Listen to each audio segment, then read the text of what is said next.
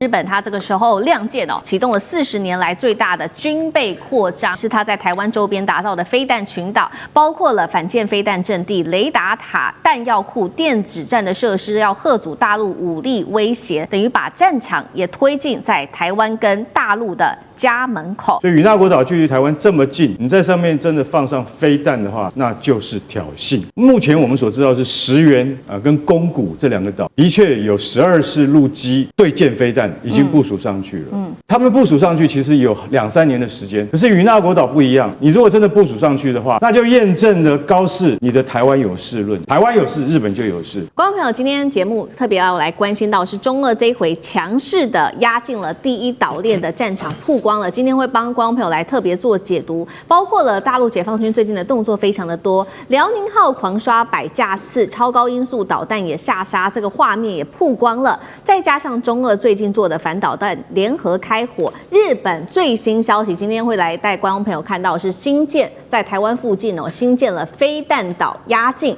东亚是否踏入战争的临界点？今天会一起做关注3个火线话题，今天请来宾帮我们做解答。第一个，刚刚强调了，除了辽宁号在外海做这种强度演训之外，还有高超音速的这个导弹画面也曝光了，是看到的是有垂直下杀把船的这个画面。北京秀军事肌肉是在对美日台发出警告吗？第二件事情，这个是最新消息，日本在台湾附近打造的飞弹群岛压到了中国大陆的家门口，从与那国岛一直到宫古岛全面武装。日本是想要吓阻，还是把整个东亚有没有可能推向一条战争的不归路呢？最后来看到的是中国大陆在军事方面首次公开的氢弹投放，加上非核氢弹的威力，再加上中俄现在又启动了新一轮的军演，中俄军事同盟进入新阶段吗？今天也会来关心印太的军控会不会因此而不一样呢？今天都会一起的来做解读。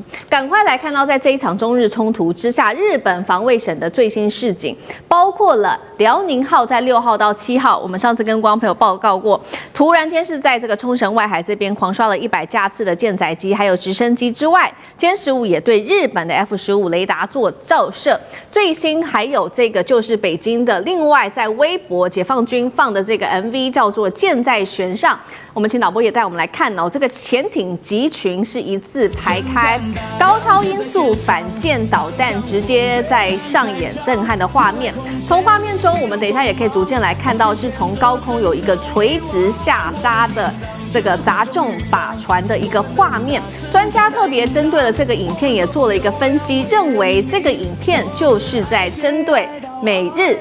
做警告，也是同时要他们不要干涉台海。而解放军的讯号之外，我们来看到在军事层面还做了哪一些呢？北京最近是成功试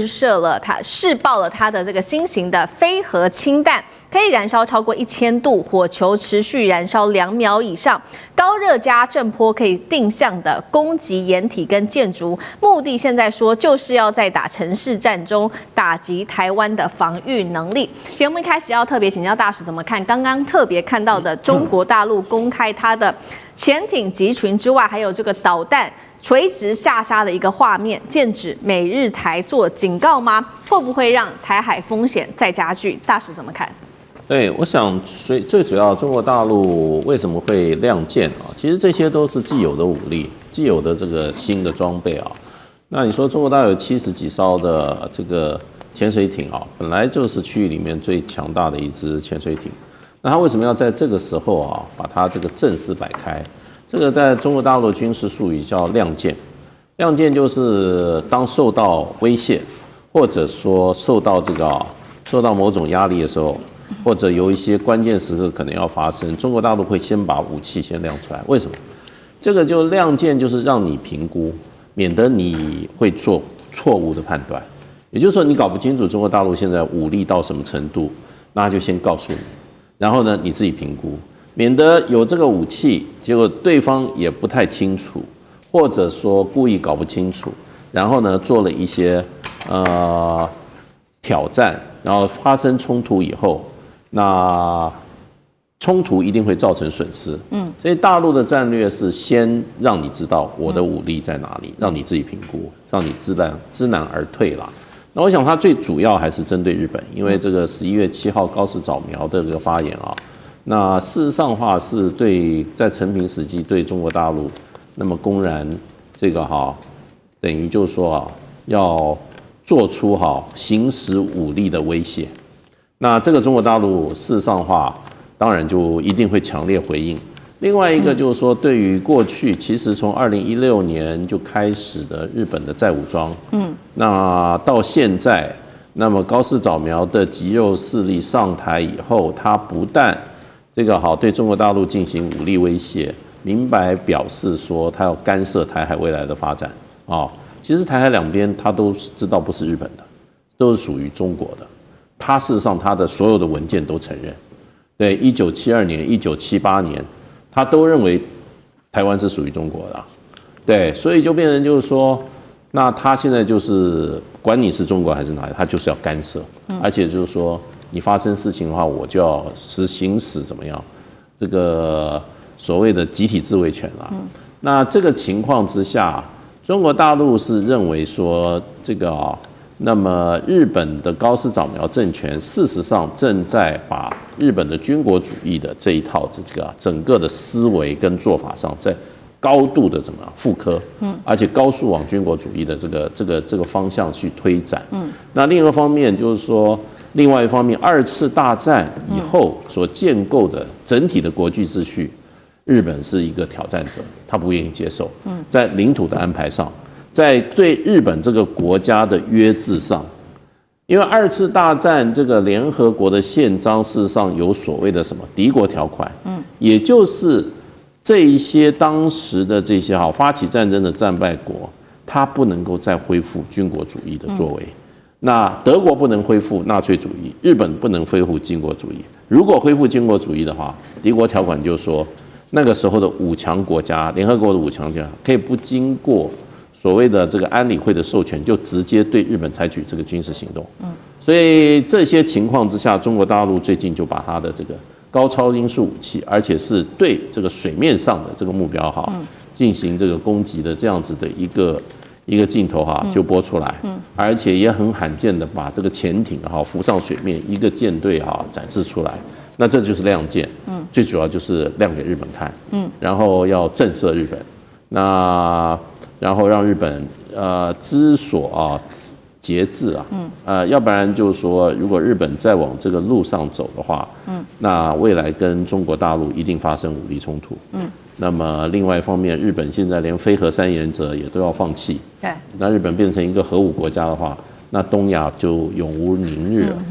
好，现在整个东亚其实陷入在蛮紧张的一个态势当中。日本它这个时候亮剑刚刚提到了嘛，高超音速武器还有他们的潜艇之外，其实呢，东京这个油门持续的踩下去，让日中关系现在被预估是跌到了10年来最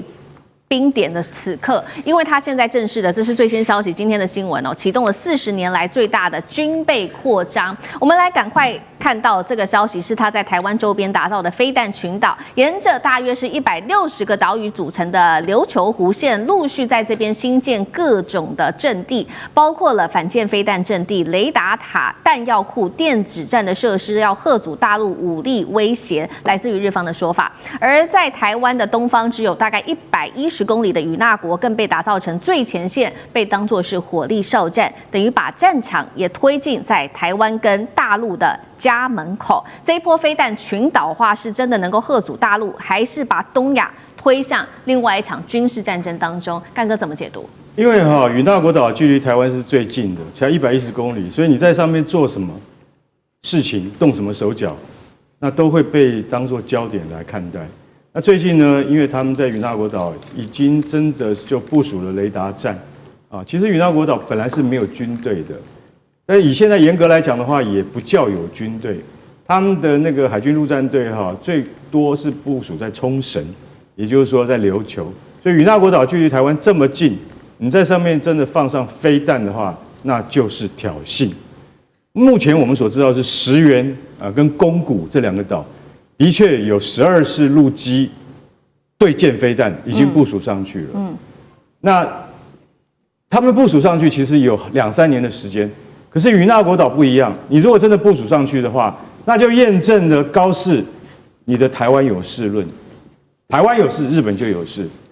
你就印证了你的野心在哪里。所以40年来最大的军备扩张，你可以从他一些很小的动作里面看出来，他是真的还是假的。那这次在那个就是说我们在中国海军辽宁舰它在那个公海上面，竟然被日方的 F-15战斗机逼近。那歼15从辽宁号上起飞是奉命去看看你的意图，这一定要拦截的啦。不拦截不可能。可是通常以前我们在看美俄在冷战时期的北冰洋的对峙，苏联的轰炸机飞过美国航母舰上空的话，通常是不会开照射雷达的。那中国这次就很果决，开了照射雷达，就我告诉你，我已经照着你了可是开照射雷达到了开火控雷达还是一段距离，就算你开了火力控制雷达之后，还没有按下按钮，那就是第3步。所以说，从照射到开火控到真正发射飞弹，其实还很遥远。所以那是一种自卫、宣誓自卫的一种权利。所以我觉得这次这件事情一直没有办法平息下来的原因，就是说日本认为他们受到了挑衅，可是中国不是这样想。我在公海上面演习，你的飞机靠近我，虽然你的战斗机也是在公海上，但是这绝对是挑衅行为。那日本说不是你先挑衅，没有关系，各说各话。但是我可以告诉各位，这就是在测试对方的能耐跟底线。如果一旦一天有事的话，那就可以知道谁的反应比较快。那与那国岛老实讲一句，是我们注意的一个焦点，就是说，再过个几个月，他们对于他的防御跟攻势的加强，是不是正如中国的观察家以及台海两岸的观察家所预判的？他会把什么？他可能还会把对舰飞弹移到这个陆地上面去，到岛屿上面去。还有，他可能派真正的警卫团，也就是说，那个都是由陆战队构成的。如果真的派上去，哪怕是一个排或半个营都可以的话，那我可以告诉你，这件事情是绝对不会降低温度的，反而会使中日关系更加紧张，是我们接下来观察的重点。好，我们会持续的关注在这个第一岛链，因为中日冲突而持续扩大那其实呢，不只是影响的范围是到中日而已，现在持续的扩大，许多国家也被拉进来，包括了在俄罗斯因为力挺中国大陆，所以呢，其实这两个国家举行了军演，启动的是第3次的反岛联合军演。那官方有特别定调说，这个没有针对任何国家，包括了第三方那美国，我们来看看美国的态度呢，现在是如何？美国在这个时候敏感时机，突然间战略态度改了一个方向，最新修订的是他们的国家安全战略，而且比较特别的事情是不再把俄罗斯列为直接威胁了，是有意图要跟俄罗斯来做合作。那川普也把战略重心拉回到西半球，以美国防卫本土为优先。民主党当然就大骂川普了，他说他削弱了美国影响力，助长中国大陆跟俄罗斯。一方面是中国在这边氢弹上面的投放，另外一方面还有中俄的军事同盟是不是进入到新的阶段了？对于全球这个区域安全的冲击，上志哥又怎么看？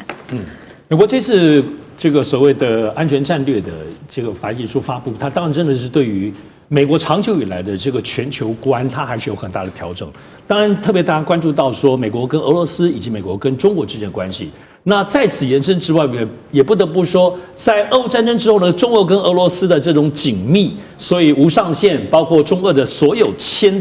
历来签订的这些高峰的所谓的全方面的这个合作是难以想象的。我想其实尤其体现在最近对于日本这个部分，前阵子我们看到说中国方面公布了这个过去的这个氢弹是一个历史性的这个当时氢弹的这个试验的画面。对，那因为其实中国大陆有很多的包括核弹的试验，其实都没有公布。作为一个无论是在情报的机密上，或者是说也不想引起全世界很多的敌对或恐慌，但是呢，这次披露这个历史性的，虽然是个老的氢弹，但是我想它最重要的重点，它很明显它是直指对于日本的压力。现在对于中国大陆的很多有关军事的消息的散布，很多人都解读说他是不是乱枪打鸟，就也要警告美国，也要警告什么？其实不是大家要记得，中国现在对于所谓这种军事上的舆论性，的应用，它其实都是有个特定的行销讲 TA 哦，它要针对谁？比如说，它现在锁定的就是日本。那在日本背后的部分当然是台湾，也都是直指的这同样的一条这个水平线来讲，就是它是有连带关系。然后再往后面，可能是包括对美国的一些警示；再往后面，当然是对全世界当中军事的这个宣告。所以这个概念之上，我们讲，特别是中国大陆现在，因为他们都一直传出他们有非核氢弹，有时候他没有需要用过去核弹的这些包括放射性的物质，就可以做到氢弹这种引爆跟杀伤力。那这一块，大家在这一次的氢弹的画面公布之后，其实是浮想翩翩的，对，而且特别是跟俄罗斯之间的关系啊。当然我们知道中俄关系的紧密，我们特别要看一下。在今年的部分，因为9月上旬，也就是才1个多月前，俄罗斯已经正式由他们的第一总理丹尼斯宣布说，他们要把手上当中对于宽体客机的重引擎，也就 PD-26，那这个部分是现在中国大陆做不到的哈，就未来要做 C929。这个重引擎发动机要整个包括它的复合材料，包括它的发动技术，要全部都要卖给中国。你要这个东西，其实对于中国，我们知道中国现在确实在军事能力上当中，很多发动机自己做得到，可是，在航机上，因为它的思路跟流体设计不一样，俄罗斯把最重要的东西，包括它未来研发的东西，都要跟中国分享。所以我们可以看到，中国跟俄罗斯之间的这个紧密关系，从这个点我们去看出。而且不得不说，这是日本引起的争议当中最快出来指责日本，而且就历史的这个罪人的定位来指责，就是俄罗斯。所以特别是在北方四岛的部分呢，其实俄罗斯也你说配合中国吗？有很多的部分的军事的这个巡演，所以对于日本在北方四岛、北海道之外，也有产生具体的军事压力。所以这军事压力，中俄现在确实是在日本的北方跟日本的西边在黄海地区来讲，这个夹击的力量确实比较重。好，观众朋友，今天我们会节目持续的来关心中日的战机，这一回真的是擦枪走火了。现在说距离战争只剩下最后的一步了。日本跟歼辽宁舰现在被爆出是装无辜吗？解放军则是不忍了，开始有了大动作。今天我们会一起的来做解读。3个火线话题，今天会请来宾来帮我们特别做解读的。中日这一回的战机死亡凝视时间高达了31分钟，大陆火控雷达这一回锁定的日本。F-15这一次可以说是距离开战只差最后一根扳机了吗？第二件事情来关心的是，大陆的辽宁舰百次的起降，宫古海峡的空域也被逼到了极限。日本现在说了，中国大陆你在挑衅，日本则是回说，是日本你跟监滋扰，到底这一场这个事件谁在找战呢？最后面来关心到的是高市早苗挑明的台湾有事等于日本有事之后，说了这份言论遭到了言论跟军事上面的双重击杀。但是本来以为美国会驰援的川普至今却是沉默不挺日本。今天我们来关心的是，盟友是瞬间消失了吗？来自于美国的帮忙，日本会不会被迫独自要面对中国大陆？今天都会一次的就这些议题来做解读。我们来赶快关心刚刚特别提到的中日离开战真的只差最后的一小步了吗？最新消息赶快来看到是日本的防卫大臣小泉进次郎突然间在这一天是7号的凌晨召开了紧急记者会。小泉进次郎是这样说的，公布了一场在冲绳东南方的上空发生的这一场危机，罕见的主动公开，他说是在冲绳外海上空，而且是濒临战争的一个事件。赶快来回顾当时发生这件事情的整个状况，是在12月6号的16点32分到35分之间，辽宁舰起飞的这个歼15对执行紧急升空任务的日本 F-15进行了这个是火控雷达的照射，紧接着非常的紧张18点37分到19点08分这30分钟，又对另外一架的日本 F-15也遭到了火控雷达持续的来做锁定。大家在关心说火控雷达到底是什么？等一下我们也会请专家来做解读。简单的来说，就是战机已经瞄准准备开火的一个重要信号了。就像我们比喻这个电影《捍卫战士》里面这个警报狂响的那一刻，你就会知道你已经在对方的枪口下了。这一次我们看到中国大陆对日本长达31分钟持续锁定，被外界形容是这个叫做死亡凝视。另外一方面是辽宁舰的战机加直升机在6号到7号2天内起降了破100次，专家是这样形容的。中国大陆解放军只差最后一步就会爆发战争了，已经不忍了，真的是这样吗？节目一开始要请吕舰长来带我们看中日这一次的争议，距离开战真的只剩最后一步了吗？中国选在这个时间地点亮出了火控雷达，是这张底牌吗？舰长怎么看？究竟什么是火控雷达？它其实就是射控雷达。那它的英文叫做 Fire Control Radar， 所以你要翻译成射控是 OK 的，你要翻译成火控，其实更贴近美国原来就是英文的用法哦。那其实我们在发射飞弹之前呢，都要先建立瞄准线。所谓的瞄准线就是 line of sight， 那其实也就是射控雷达的照明。照明之后就锁定，然后接下来发射飞弹才会建立另外一个，也就是射线的部分啊，也就是line of fire 的部分。那这两个部分呢，也就是刚刚讲的，为什么大家会认为开启射控雷达是死亡凝视，也就是我已经在完成瞄准的动作了。那现在大家在讨论这件事情啊，不过我们要先想到一件事情，其实一般来讲。无论是海军或空军都不会任意的开启射控雷达，为什么？因为其实现在所有的无论是载空机或者是水面的舰艇，它都有非常多的这一个有关于无线电的接收装置，你只要一发射一锁定的时候，其实你的电磁参数也就暴露了。那如果说我们看到这一次的这个位置啊，如果按照这个小泉他宣布的这个，也就是防卫大臣他在开记者会的时间的话，应该是在这个转向往东北的方向。为什么？因为其实我们看到它这个辽宁舰，它穿越宫古海峡往东南，这个都是经常发生的事情。但是唯一不同的，也就是它这一次，它在这个冲大东岛这一个以西的位置，它就已经北转，向东北转。那向东北转的话，其实更接近冲绳。这个是对于日本来讲，他觉得它有一定的一个威胁，所以他就立刻起飞战机来。那也就是我们刚刚讲到说，有关于这一个射控雷达的部分啊，它一共我们讲到，刚刚主持人也直接告诉我们了。开启了时间，那但是呢，我们这样讲，其实2013年1月的时候，其实这件事情也就发生过，不过那个时候是舰艇发射的，那这一次呢是战机发射的。那战机为什么发射这一个射控雷达的讯号？其实我们来看一看哦，美国或者是日本在遇到解放军的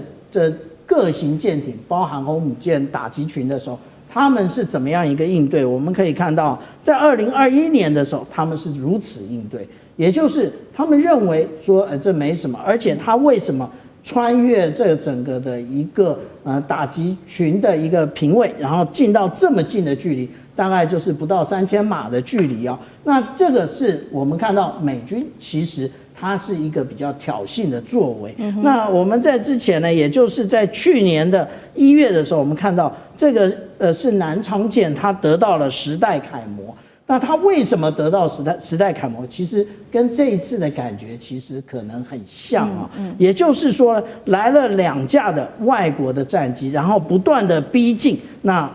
也就是他们开启了舰上的系统。那这是我们讲到说。上一次10代楷模的事情，那这一次呢？对不起，是航空母舰打击群。那当然，航空母舰打击群它不是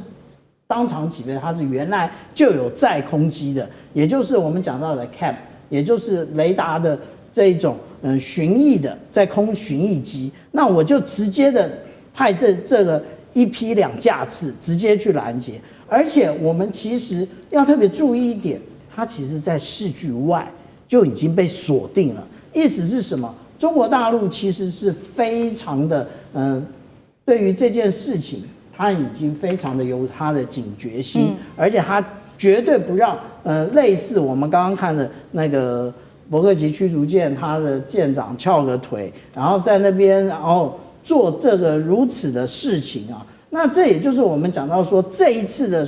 事件，其实代表它真正的含义，也就是。中国大陆的这个编队，它应处已经不像过去了，然后会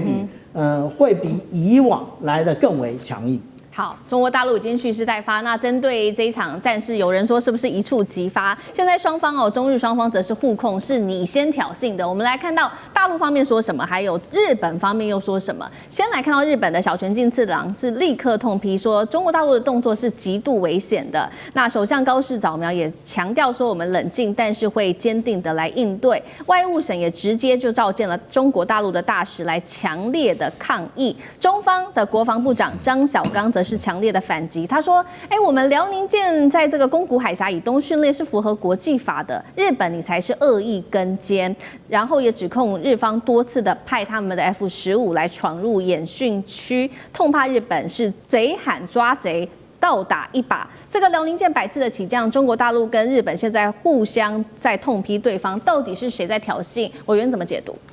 不能那么单纯的从挑衅或者反挑衅的角度来看，双方面在这个区域在干什么？为什么解放军的舰队要在这个位置进行演练？那个是最标准的宫古海峡封锁战跟宫古海峡反封锁战。这个宫古海峡，如果先从日本要封锁宫古海峡这种意图，以及它的部署，那中国大陆如何去突破这个宫古海峡的封锁战？我们来看一下哈，宫古海峡怎么被日本封锁？宫古海峡的位置大概就是在应该在这里，这是宫古海峡的位置在这里，在这里。然后以日本可能部署的提防导弹，假设在没有导弹基地的4国部署提防导弹，它的攻击范围，这最内圈的是标6的攻击范围，最外圈呢是战斧导弹的攻击范围。因为这种提风导弹啊，是这个提风系统是由标6再加上战斧导弹，所以战斧假设它打1600公里，涵盖的范围就是涵盖整个宫古海峡，涵盖整个宫古海峡。所以解放军特别在这个位置里面做演练，就在这个位置做演练，所以表示解放军要突破宫古海峡，然后这个如果必要的时候，日本军队配合美军要封锁宫古海峡，所以解放军演练地点当然选在这里啊。通常演练地点选择在哪里？除了有一些基本技术的演练要求之外，事实上选择战场也是一个很重要的地点。所以目前如果从日本本岛装设提防导弹，大概就是最大的攻击范围在这里，然后这个内部标落在这，还有一个叫什么？叫做这个 precision strike missile， 就是精准打击导弹它的范围大概就在这里，通通对宫古海峡有封锁的作用。那假设他们以后不只是在日本本岛装提风，也在什么也在石垣岛跟那个与那国岛去装设什么？去装设他们自己生产的124的反舰导弹，或者是这个034的防空导弹。034大概打这个，那12打这个，你可以看得出来，宫古海峡在哪里？就在这里，在这里。所以解放军在这里演习，也就是都是在它打击范围。那通常导弹的打击范围一般来讲，日本现在这个导弹都还没有完全装置完成，所以它必须要把它的这个战机的监视范围扩大到大概导弹的攻击范围那解放军就当然要去模拟一个反封锁的作战了。你飞机来，我锁定你；你导弹来，我拦截你。大概处于这种状态当中。但是如果说中日紧张，我们可以说其实也早就已经不是第一次了。我们先来看到辽宁号它在冲绳的外海训练，刚刚提到了，其实我们从过去历史上面也可以看到一些的迹象。在今年6月的时候，其实大陆甚至派出了它的辽宁舰跟这个山东舰双航母在同一片海进行这个大规模的演练。那日本自卫队也是一路跟监，但当时呢，虽然有这样子的事件，但是双方的关系毕竟没有这么紧绷，所以还算克制，这事件就这样子过了。那这一次就是因为这个首相高市早苗他拒绝收回台湾有事等于日本有事，所以爆发了这样子的一个重大争议。现在让日本最心寒的是，原本呢，川普看起来他已经表态说会出面挺日本，但是在这件事情发生之后，只有国务院的社群贴文一句话而已，而且没有任何的联合声明，甚至是没有强硬的表态。金融时报做了一个报道，他说呢，川普对于日本的承诺到底是不是跳票了呢？美国根本不想被日本拉下水嘛？杨老师怎么解读？没有错，我觉得这一次高市的发言事件到现在其实已经，我本来以为说开始会进入到一个僵局的状态，但是呢，事件可能会再发展，因为你看到大陆这边其实是个警告，这是警告你飞得太近，也警告你高市不撤回，同时也警告美国的国家安全战略报告当中要求日本扮演第一岛链的所谓这个安全角色。那日本呢？我觉得在扩大，在操作这个议题。2点钟开记者会，我还没有记得我们台湾哪个政治人物2点钟开记者会，打起仗来了没有？有没有任何的损伤？没有啊。防卫大臣2点钟开记者会，那第二天高市也在加码抗议，还找中国驻日本大使来表达抗议。那其实整个过程，我看到日本的这个内容他都没有讲两机的距离多远，而你距离人家整个演习的这个船舰，它船舰3只都显现出来，距离多远，他都没有写出来。而且我们都知道，自从高市发言之后，在这个区域其实大陆有相当多的就是这个船舰、水面舰，而且经常的在做演习。2天在辽宁舰可能都将近100次的这种起降。那日本当然你会警戒，我这个可以理解，但是你过于靠近，当然要受到警告。比方说，去年7月的时候，日本有一艘驱逐舰叫梁越号，它跑到浙江的门口，在那边监视了中国大陆的演习，结果呢，跑进去领海里面20分钟，大陆这边抗议日本不理，所以到8月24号的时候，大陆一艘运9的这个侦测机，侦察机就在日本9州外面的男女群岛这边旋外海上，然后进入到领空15分钟。日本就把它做，你看中国军机侵略日本领土。那1个礼拜之后呢，日本自卫队悄悄的把那个梁越号的舰长给换掉。所以这一次我觉得日本这边的操作的情况非常明显，而美国呢从头到尾没有讲话，因为就在昨天，加州有一个雷根图书馆开一个雷根战略会议，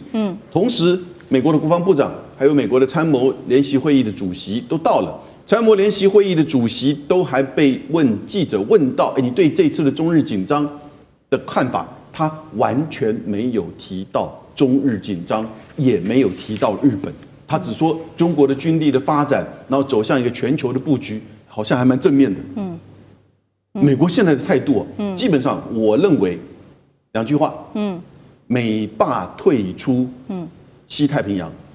这个美霸不是爸爸的霸是霸权的霸，美国没有退出西太平洋，他在那边有经济利益，但美国霸权退出西太平洋，美军转为战略守势。你有没有看到最近这几年，任何在驻韩或驻日美军跟中国大陆解放军有任何擦撞，或者是警告，或者真的之类，除了在台湾海峡之外，对，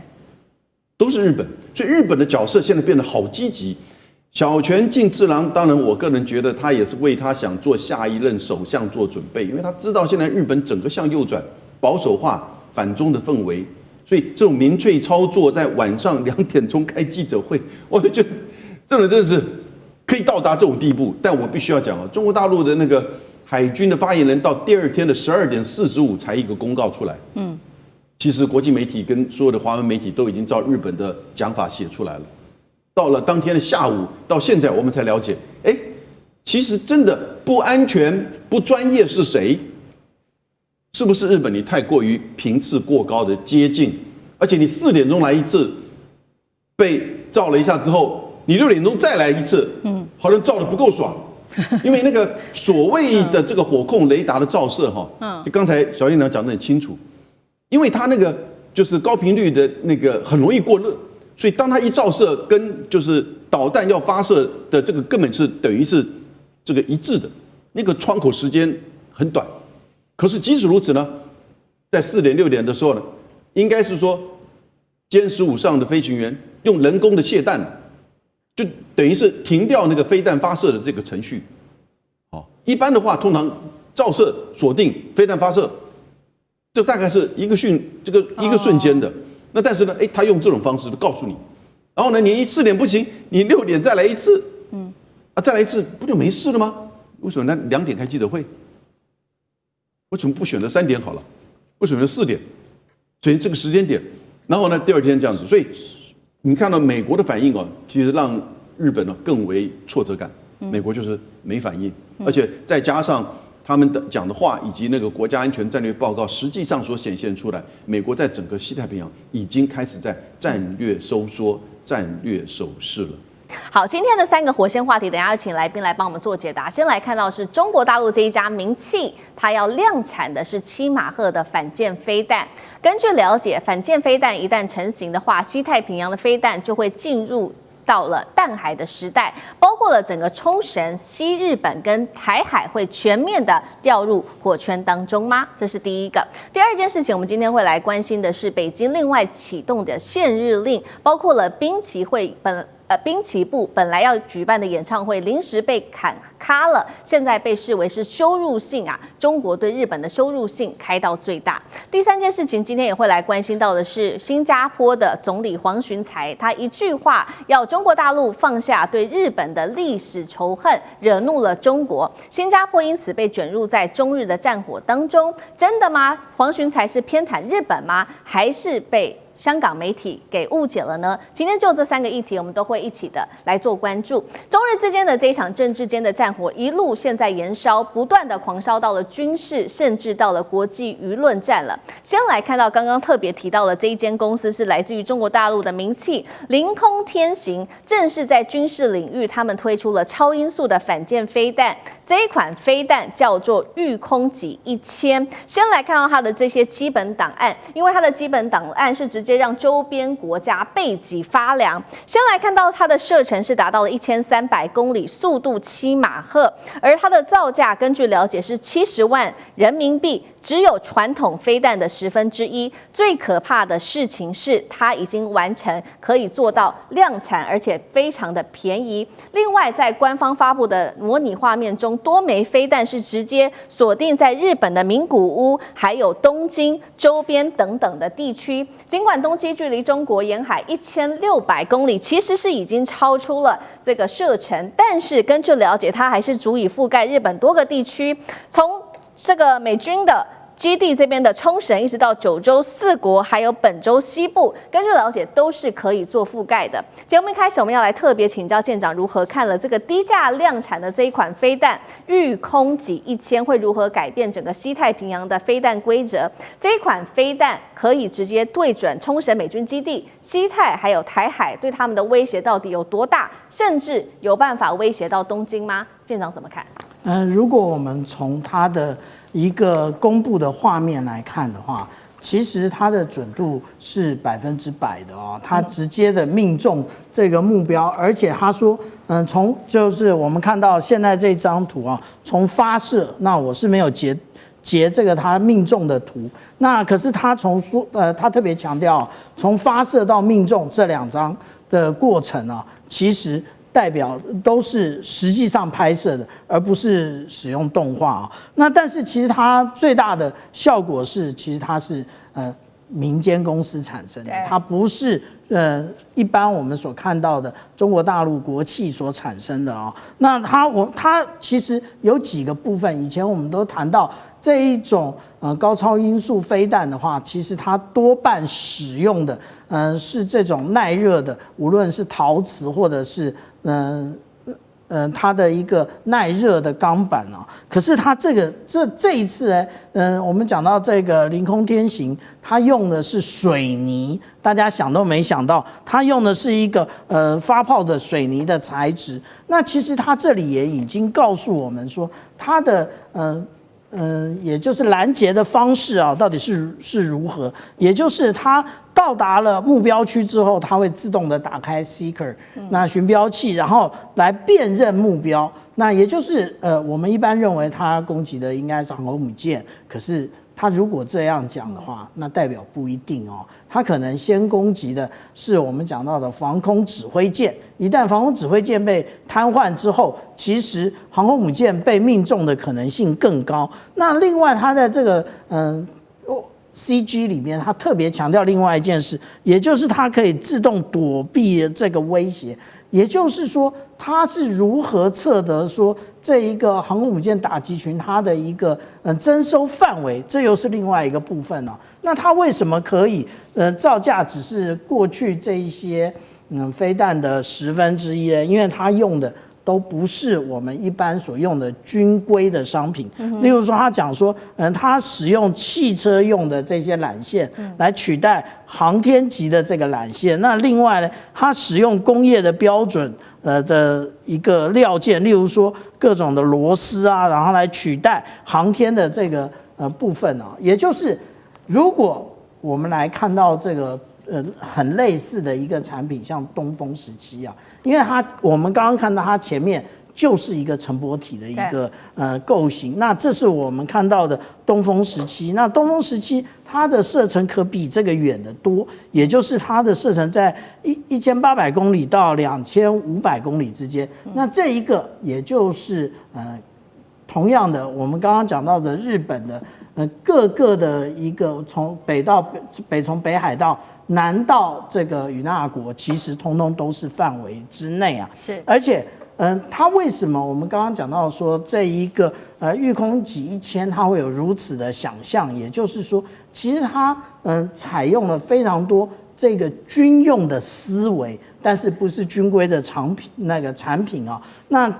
它在整个结束之后，它还有彩蛋啊，彩蛋就是刚刚主持人讲到的，也就是它其实暗示着它这款飞弹其实对于有关于冲绳、九州4国以及本州的部分呢，它是可以命中的。那这我们就会想到另外一件事情，当我们讲到盾很利的时候，那我们要想到矛的本身它的捍卫能力。那其实这个就是大家现在一直在讲有关于与那国岛的这个03型的这个中程防空飞弹。其实这个防空飞弹它的拦截的距离只有50公里啊。那拦截50公里的话，那这个是现在所使用的03式。可是实际上来讲，我们看到他们现在在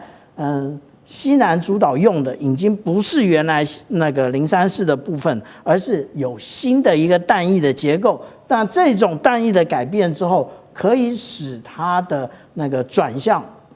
的半径更小，速度更快。这个也就是我们看到说日本要不断的在改进这些装备。那其实高市早苗就从这些装备里面，他觉得很有底气啊。但是我们讲到说这一种飞弹其实根本就没有办法拦截，无论是这个御空级1000，或者是东风17，或者是东风16，其实它都完全没有办法拦截。也就代表说，其实很多的政治人物他们都用断简残篇来进行判断，然后做政治的决策，反而将国家带到了一个万劫不复的地步。好，刚刚我们看到的是在这一场中日的冲突之下，不管是来自于大陆的东风系列的武器，或者是御空级1000，接下来会针对于日本或者对于台海的威胁，其实这一场争议还另外威胁到现在已经整个外溢到不管是军事领域，甚至是在文化商业领域，有几个大型规模的这个文化的商演已经决定要暂停。我们先来看到对于日本的冲击又有哪些，包括了滨崎步在上海的演唱会开场的前一天临时取消，另外还有大龟真希的活动也终止了，面包超人还有美少女战士等等见面会、音乐剧等等全部取消，被形容是比当年韩国他部署这个萨德飞弹系统引发的限韩令还要更狠、更突然，而且具有这个羞辱性。杨老师怎么看对于日本接下来娱乐产业的威胁？我倒不会说是羞辱性，我觉得比较正确的形容应该是针对性啊。那他当然，如果日方感觉到羞辱性，这也是可能附带的效果。可是它主要是针对，也就是高市早苗的发言。那中国大陆这边要采取一些抵制、反制，啊，甚至接下来会不会有更进一步的外交跟经济上的制裁，我们不知道。目前你看到他的民调，最新的民调其实这就是在我们台湾经历过嘛。你搞那个抗中保台，你民调就会高，因为都是民粹化了，那你尤其你在日本现在搞抗中保日，那就是这个概念。抗中保日里面呢，其实已经没有台湾有事的这个概念。台湾朋友先不要高兴，因为在整个现在这个叙事的过程当中，其实它只是一种论述，但是高市把所谓的台海有事影响日本国家安全，叫做存亡危机事态，那作为一个连结，而且把它直接讲出来，而且不愿意撤回。虽然在美国川普的敲打之下，他有一点修正，退回原点，但是大家知道嘛，老大哥讲话，你总是要去呼应他。可是老大哥没有叫我们撤回，因此他就坚持不撤回。这种抗中保日的这种情绪其实在日本发酵。我必须要讲，最新的日本经济新闻跟东京电视台，那他们都算是不是比较中间的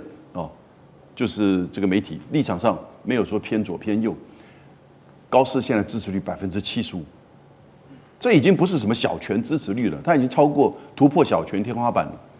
那也问到了有关于台湾有事，日本行使集体自卫权，其实就很清楚啊。集体自卫权意思就是说，日本可以出兵，支持的认为这个言论合适的55%，不合适的30%。现阶段目前是这样子，但我觉得大概已经来到这个最高点，那接下来会往下掉。接下来你看到的中日之间的冲突，跟经济上的压力，跟后续它的政策上的问题，就会开始出现这个民调的这个影响。那中国大陆这边现在我看到的数据到现在到年底就12月份，大概从中国大陆前往日本的班机总共是5548班其实非常多，已经取消了904班所以将近20%被取消。还是有80%维持的，所以中国大陆也不是全面性的抵制。那像是旅游比较大的影响的这些都市就取消。那因为这904班里面，其实大部分前往大阪、东京，所以大阪这边大概团客取消掉50%，这会有冲击。如果持续下去，真的会有冲击。也就是说，日本人可以说你不来，别人可以来，但是这个影响还是会出现的，尤其后面的消费那差别更大。所以就是你现在看到，你用外交还是经济上的，还是要用民间的。那我觉得滨崎步他这个没有观众表演到位，这个其实大陆不管是我觉得北京方面跟大陆各方面都看到了，也就会尊敬说有一些日本艺人的这个敬业度，以及很多的日本人，像石破茂，从头到尾每天都在批高市，所以还是有相当多日本人是看得懂，看得清，那也不希望说中日之间走向一直的这种冲突，所以最后就回到高市了。那高市他会不会退？我觉得短时间他不会撤回这个发言，但是不要忘记，明年一整年中美关系会是比较稳定，所以呢，日本可能最后还是要面对这个问题，要不然来自于美国压力。要不然就高市面对到中日之间的民间或经济上的压力，他最后我觉得还是会有一个动作出来。是好，一方面高市接下来可能会面对来自于美国的压力，另外一方面刚刚说，虽然说现在中国大陆限日令等等会有一些经济上面的冲突，看起来不是太大，但是接下来恐怕对于日本本来 GDP 成长就已经比较小，可能会陷入负成长，是否又对高市带来另外一波的压力？这个我们要持续的来做观察。不过另外就是有比较奇怪的事情是，大家现在在看，就是说新加坡，政治上过去立场不是都一向比较中立吗？为什么在这个时候要说出这些话？因为新加坡的总理黄循财在近期他在这个蓬勃创新的经济论坛谈到中日关系，他竟然说呢，他说我们已经放下了历史并向前走，东南亚国家已经跟日本可以做到这一点了。虽然说花了一些时间，希望中日你们也能够找到方法前进。这一番话似乎暗示中国还是你自己得放下历史成见。话一出引发了大陆网友非常的不满，有人形容他好像是吃了苍蝇一样恶心的强烈反感的感受，批评黄循财根本偏袒日方。另外有一篇文章，这个叫做《新加坡为何敢干涉中日的争端》，直接就登上了中国大陆的网站的热搜。那当然了，新加坡的这个《海峡时报》就帮黄循财做澄清，他说是部分香港媒体故意的曲解、刻意操弄情绪，真的是这样吗？黄循财是否真的偏袒日本，还是被香港媒体给误解了呢？委员怎么解读？我觉得是大陆的媒体偏袒黄循财。到现在为止，大陆的媒体、大陆的官方没有一句话说黄循财，提都不提。反而是大陆的民间跟网民对于黄循财大加痛批。其实这新闻第一个时间出来的话，我就在媒体上大力批判他。为什么？就是不长眼睛，叫做白目，叫脑筋短路。这个话当然很难听啊！哦，一国总理被我说成这样子，我来跟大家解释一下为什么这样批判他哈。你说忘记2次大战的历史。然后这个要新加坡跟日本往前走，那好啊，新加坡14岁孩子念的中学教科书、历史教科书里面写得清清楚楚，2次大战1942年，日本占领新加坡，占领到1945年，短短的3年内干了什么事儿，教科书写得一清二楚。那你黄循财把这个教科取消啊？那个教科书不像台湾教科书哦，提都不提啊，写得很详细。循财兄，我念给你听。第一个叫肃清大屠杀，他把所有的当时新加坡人口只有50万人，注意到不是现在的人口，当时只有50万人，把所有的男人集中，他们叫检疫，一个一个检查，来判断你是不是抗日分子。那你要忘掉过去，你们新加坡整天在教你们孩子是干什么？而且你还把它当作新加坡立国的最重要的故事。说为什么新加坡要立国？为什么新加坡要有军队？那你今天在讲什么？第二个，中国大陆有因为南京大屠杀、卢沟桥事变、淞沪会战、长江会战、太行山这个游击战，把它拿来当理由，所以禁止滨崎步演出吗？或者禁止日本水产进口吗？禁止日本牛肉进口吗？没有啊！你看，南京大屠杀照常纪念，寿司照常吃，92阅兵、93阅兵纪念什么？纪念所谓的反法西斯以及抗日战争胜利，什么80几周年？请问你，北京有叫大家去抵制什么日本餐厅啊？抵制日本旅游吗？没有啊！93大阅兵结束了以后，还不一堆人跑到日本去玩？10月黄金假期还不一堆人跑去玩？中国大陆没有把这个事情连在一起啊！中国大陆跟你们新加坡一样啊，就搁置不提嘛，正常交往嘛，可是现在中国大陆对于日本愤怒在哪里？你黄循财根本没有搞清楚，这跟过去的历史是毫无关系的。因为很简单嘛，中国大陆说我要收回台湾，台湾是根据开罗宣言、波茨坦公告，今天刚好开罗宣言的80几周年，是这个我要收回，和平统一或者武力统一，你日本要插一手你日本战败国把土地还回来给我以后，你现在要插一手那你还在与那国岛、石垣岛，还叫你的防卫大臣去那边看看你们的武力设施，那边装的导弹可以打到什么地方？可以打到上海。请问你什么意思？中国人不愤怒吗？你说你要介入什么存立危机事态？什么叫存立危机事态？第一个，只要宣布存立危机事态，日本所有的防空反舰导弹全部启动。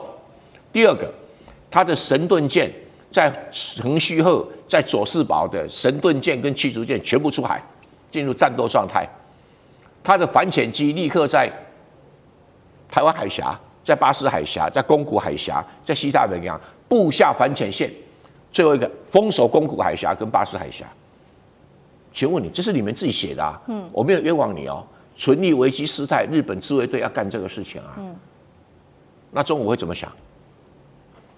你该还我的东西，现在不还我还要插手啊？